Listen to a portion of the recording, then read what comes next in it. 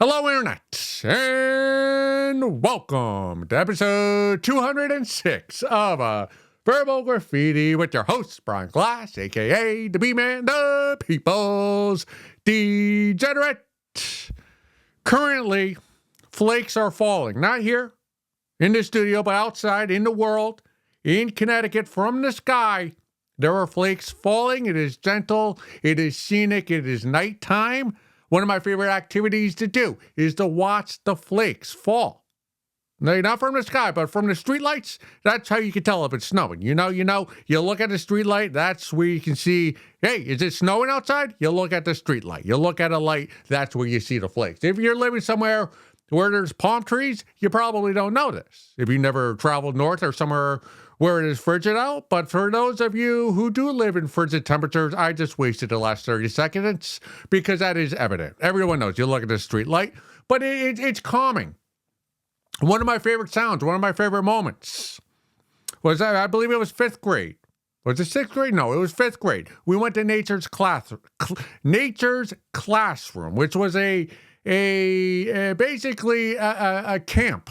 I was at a summer camp, but it was during the school year, and it was cold. And we stayed in, not dorm rooms, but a cabin. The whole class. It was a 4-day field trip, which is a big deal. A big deal in fifth grade. You go a 4-way sleepover field trip. You know, usually fifth grade, you go to the firehouse in the morning or afternoon. You come back, that's it. But this was a four-day field trip. Our parents, everyone chipped in so we can go, so that the Nature's Classroom can make money. But one of the nights we were there, it was snowing, and the counselors or whoever was in control of us, the chaperones, the adults, they took us out into the woods, pitch black, and they told us to be quiet. As fifth graders. As well-behaved fifth graders, that's what we did. We all got quiet, silent, and then the counselor said, listen. And it's the first time I'd really ever heard flakes hit the ground. Gently hit the trees, the branches, the ground. It's a very peaceful sound. So I advise you do that. If you live in a hectic world, and this world is hectic. I was pondering today as the flakes fall right now. The world, what do we make of this world? Our neighbor, 2 houses down. He's elderly, and when I say elderly, I'm saying probably in his 70s. His wife died last year. Maybe it was a year and a half ago. They'd been married since I was a kid, so 30 plus years. And now he lives alone. No one comes visit him. He's got a daughter who lives in the state of Connecticut, not far away. I'm not really sure where, but if you know anything about Connecticut, it doesn't take, if you live in the state, you're close to each other. This isn't Texas where it takes 8 hours. No, Connecticut, within 2 hours, you can get to coast. But he's got a daughter with a grown-up family. She never comes to visit him. He's just there alone in his house. I never go knock on his door. I'll wave to him when I'm walking my dogs or my sister's dogs. But that's the extent. I don't actually engage in conversation with them, so I'm not blaming his daughter. But again, I'm not related to him. Maybe it'd be nice if his daughter came and visited him more than maybe once every few months. And hey, what's going on with him? What's going on in his mind? Comes home. I'm not sure if he loved his wife or not, but it must be weird. Must feel a little cold, like you're out in the snow alone, with no one, with no school bus to come pick you up. You're just there with your dead wife. No, your daughter doesn't come visit you. And I have another neighbor whose son died this summer due to succumbing to addiction, the drug variety. So he's dead.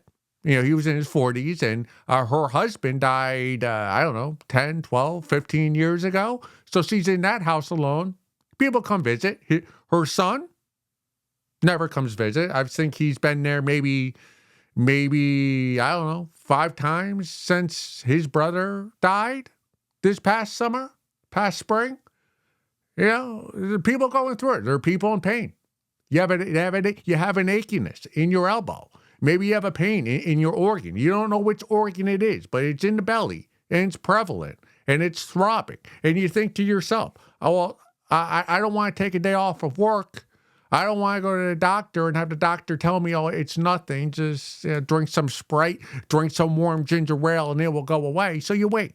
And you hope it will go away. And most times it does go away. But sometimes that pain in your stomach, but you don't know if it's in your stomach or your kidney or your spleen, because you don't know the anatomy. You know your skin, you know your eyeballs, but anything internal, you don't really, you kind of know where it is, but you don't know. You couldn't label it on a map. So you deal with that pain and you hope it goes away. But the older you get, sometimes the record, oh, that pain's not going to go away. And maybe you go to the doctor, but you don't want to go.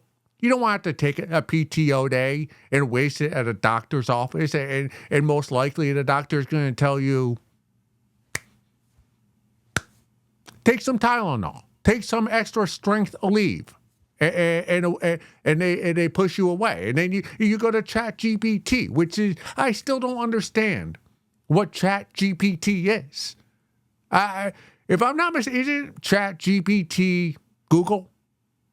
It's just Google. They just give you the answer instead of all the websites that you can go to get the answer. So it kind of cuts out the middleman. But we're supposed to be amazed that ChatGPT has all the answers when Google has had all the answers for the past 20 years. I don't know. I'm not that impressed with ChatGPT.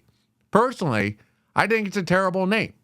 It's a mouthful. ChatGPT, one syllable, 2 syllables most. ChatGPT makes me feel as though I'm watching an episode of Sesame Street. Condense the title of whatever ChatGPT is. I don't know. We're all relying on ChatGPT. ChatGPT. Am I ever going to find love? If I'm ever going to find success? Is my neighbor's daughter or son ever going to come visit? Provide them company. You go to the grocery store. We've talked about the grocery store. I don't want to talk about the grocery store anymore. I have a bit of a pain in my stomach. Not me, but maybe you. And it weighs on your mind. You go to bed at night, and it's late January now, right? It's frigid outside. You go on the scale, you realize, oh, I've gained 3.5 pounds. That's problematic. I don't want to become a fatty. I don't want to be a chubby. I don't want to be plump. And maybe if you have a loved one, maybe if you have a partner, you have somebody you fuck. Maybe you're married. Maybe you're in love. Your lover tells you, nah, it's okay. 3.5 pounds, that's just more of you to love. Well, your lover is lying to you. I'm here to tell you, you should be concerned about gaining those 3.5 pounds because as a B-man, I've gained 3.5 pounds the last month and a half because I don't run in the winter, and it's on my mind. That's what's on. Maybe you, it's the pain in the stomach. For me, it's 3.5 pounds. I'm up to 166.5 pounds. We're getting to territory I've never been before, but it's so hard.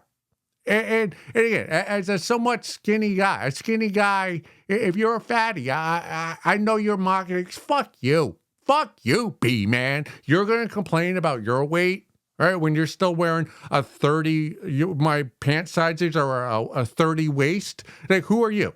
Well, I'm the B-man, okay? And I understand. It's difficult. How am I going to lose that weight when there's tortilla chips upstairs with guac? Not the real guac. Yeah, not the guac homemade for Mexicans. If you're still, is that racist? Probably is. But the Mexicans, they make great guac. But this is the Stop and Shop, like the pre-bought guac that you pull the peel off. And see, it's green. They call it guac, but I know and you know it's not guac, but it tastes good. So you're gonna dip your little tortilla, and you're gonna eat that because that's the only enjoyment you have in life.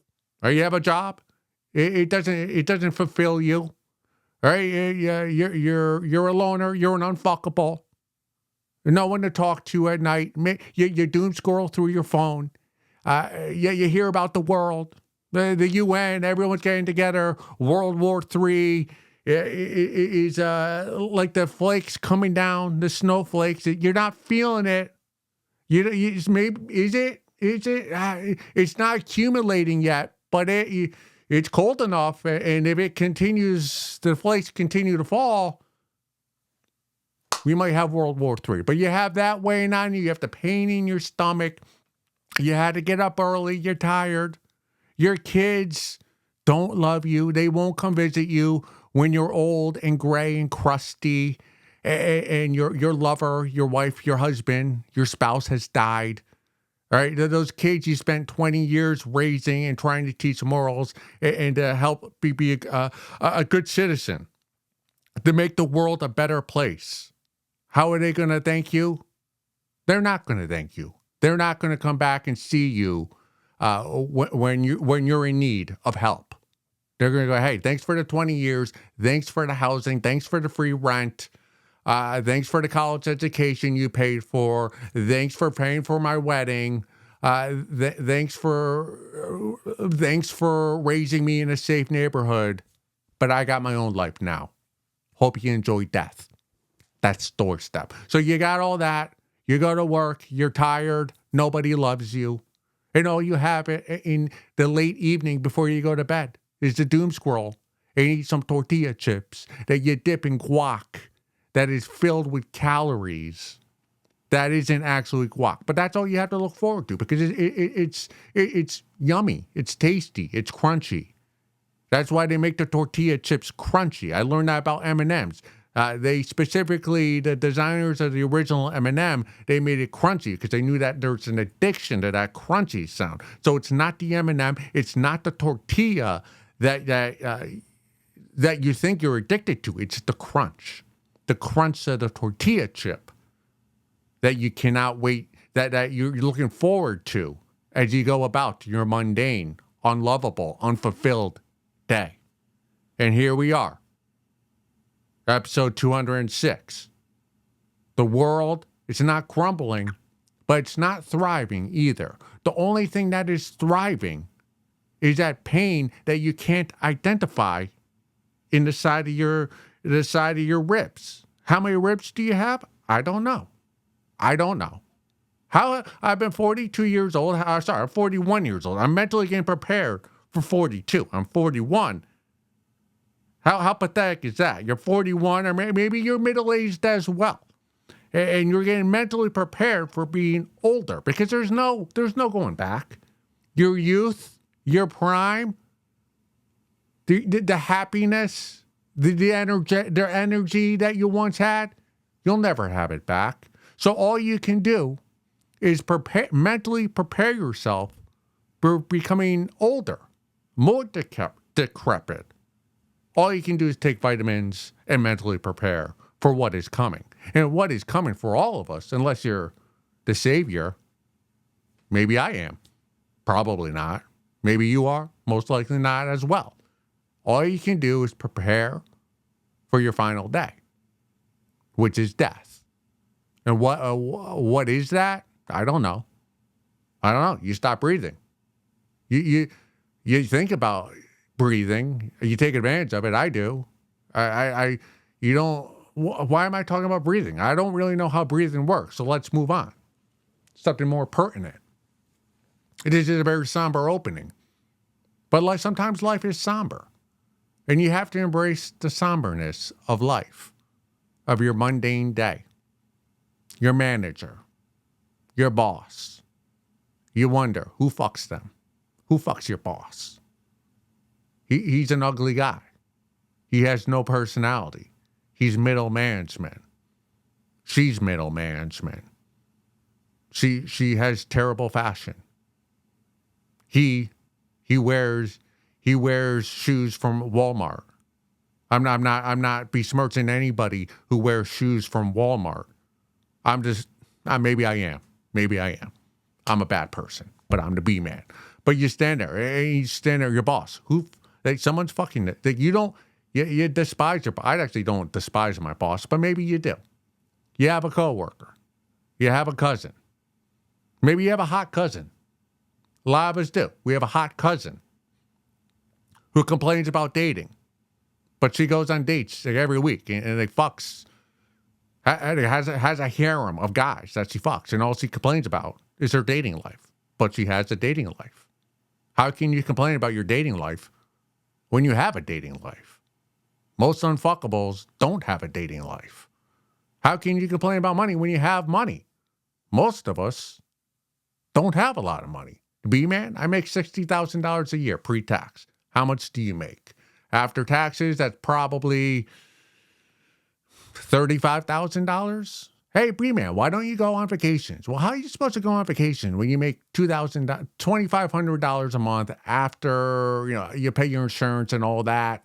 You put some money in a 401k. Me, I just upped it to 20% because I'm hopeful that when I'm closer to my final day, that I'll have some money saved up to enjoy those days where I have even less energy than I have today. Those days where I'll be alone and none of my family will come visit me. Why would they? Have you been listening to me these first 15 minutes? Is this somebody you'd like to spend a Saturday afternoon with, talking after a 5-day work week? After your kids is nagging you and having to bring them all around and be their taxi driver? Sorry, it's 2026. Their Uber driver? And you want to come and spend a Saturday afternoon with a retired B-man talking about the drudgery that is our lives? I don't blame them. Maybe my neighbors should have better personalities and then their siblings would come visit them more often. Maybe it's their fault the son and the daughter don't come visit. I'm just pointing out what I see here at Verbal Graffiti. But as I say this, the flakes are falling. And I'm not outside to hear the sound. I'm just hearing the sounds in my voice. In my head. And I'm speaking them to you. But I'm not thinking them. I'm just saying them. So I don't really know what's coming out before I say it. Treacherous times we're living in. Let's move along. All right, this next one comes from X, formerly known as Twitter. I like calling it X. All right. This comes from, the X name handle is Real Updates at World of Real. Timothee Chalamet says he's given top-of-the-line performances these last 7 or 8 years. I don't want people to take it for granted. I don't want people to take it for granted. I don't want to take it for granted. This is some really. All right, let me try to repeat this. I was doing that very voice. Let's repeat the entire tweet. From the handle World of Real. Timothee Chalamet says he's given top-of-the-line performances these last 7 or 8 years. Quote, I don't want people to take it for granted. I don't want to take it for granted. This is really some top-level shit. See, now I had to... My projection, my voice, I was very, as I said, somber, which sometimes you need. But this is Verbal Graffiti, so now we gotta up the energy level for you, for myself, because I was about to make myself fall asleep. Hand up, I did not know who Timothee Chalamet was till that movie. What's that movie? Willy Wonka's Chocolate Factory, the remake of that, the remake of the remake, the times 3. When he was in that, that's when I found out who Timothee Chalamet was. Now, I knew the name, but I didn't know who he was. There's a lot of celebrities who are named Chalamet. I always thought Timothee Chalamet was the black Chalamet who does that rap, hip-hop show in New York City and does a show with Andrew Schultz.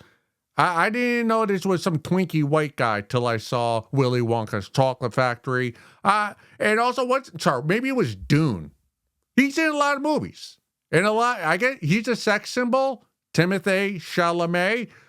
He fucks hot. He fucks hot. He's not an unfuckable. He will have love. He will have a life filled with joy because he's attractive, he's looks maxing, and he's a celebrity.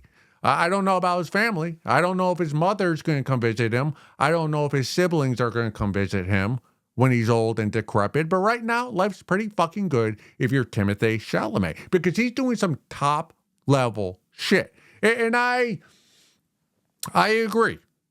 Now, I don't know if his movies are top level. I'm not here to judge his acting, his performances, his art the last 7 or 8 years. I'm just here to steal his sentiment, to steal his spirit, because I believe that's what I'm doing. And I want to tell you all 65 subscribers on YouTube. And if you came across this video and you're watching it right now on YouTube or via podcast form on Apple or Spotify or any of those platforms, I don't know how you found us. Maybe you were looking up something for graffiti and somehow you came across the B-Man. Welcome. I'm Brian Glass. I call myself the B-Man, the People's Degenerate. This is Verbal Graffiti. And I want you to know this is some top-level shit I'm doing right here. All right? I'm a modest guy. I don't like to point it out very often. I'll say thank you, you're welcome. I'm just, it was an offensive line. It was a running back. It was a coaching staff. We all put in work this week. I just went out there and executed a plan that everybody else put in place. But that's usually who I am. But there are times, and I'm doing it right now, where I need to tell you, I gotta be real. Verbal Graffiti, this is some top level shit right here. Right, this is everything I'm producing and putting out into the world, into the internet. Some people think those are morphing into one. The world and the internet is top level shit. And you best be recognizing that. And telling other people who haven't recognized it or don't even know who I am. If you know who I am, you better tell the people who don't know who I am that the B-Man's out there. He's got this thing called Verbal Graffiti, and it's top level shit. And you should watch and subscribe because we're doing it. 2 episodes a week. This is episode 206. Twice a week for a half hour to 40 minutes, maybe 45 minutes. You're getting top level shit. This is not empty calories. This is not TikTok. This is not Instagram Reels. This is not some dumb documentary about somebody living in Alaska, the North Pole. This is some top-level shit. This isn't empty calories. And the reels I do put out, those 30-second reels, those are top-level shit. They're entertaining. They're funny. They're engaging. They're thought-provoking. It pushes boundaries. It's because it's top-level shit. The movies I put out, the sketches, the narrations, the short films, whatever you want to call them, it's top-level shit. Again, it's not empty calories. You will remember it. If you watch these movies that I put out 5 years from now, 10 years, decades from now, they'll still be watchable because it's real art and it's top-level shit. I'm John Travolta, Saturday Night Fever. I'm Quentin Tarantino, directing Pulp Fiction. I'm Bill Burr, before he got married to that witch of a woman. All right, I'm Saturday Night Live during the 70s with the guy who drank himself to death. And what was that guy? In Animal House. I'm Animal House. When the Germans attacked Pearl Harbor, that's who I am. I'm top level shit. I'm at the top of my game. It's not just here, it's when I'm doing stand-up. I'm doing stand-up almost over a decade now. If you see me on stage in a sparsely populated room, you see me you better put your phone down and listen. Because when I'm spitting, when I'm slinging dick jokes on stage, do know this is some top-level shit that you're watching, that you're engaging with, that you're blessed to see in person or via the camera screen, that Verbal Graffiti. When I'm on stage, I am, who am I? Who's a famous, I was going to say Bill Cosby, but I'm not Bill Cosby. I don't spike people's drink. Rodney Dangerfield? Who's the other? Richard Pryor. I'm Richard Pryor when I'm on stage. I truly believe that. He was top-level shit. I'm top-level shit. And I didn't even have to go to Africa.